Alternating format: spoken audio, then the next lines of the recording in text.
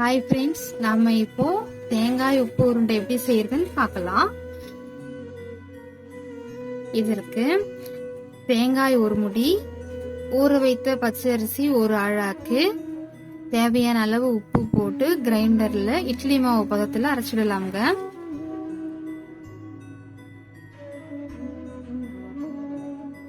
பிறகு தாளிப்புக்கு கடலை பருப்பு, உளுத்தம் பருப்பு, கடுகு,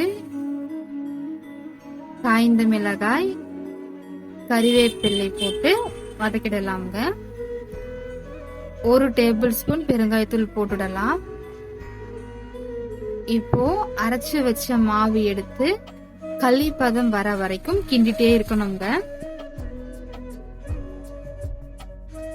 பாருங்க, இந்த பதம் வர வரைக்கும் கிண்டிட்டே இருக்கலாம்.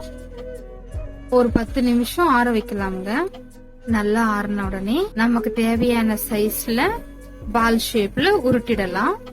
10 நிமிஷம் வேக வைக்கலாங்க.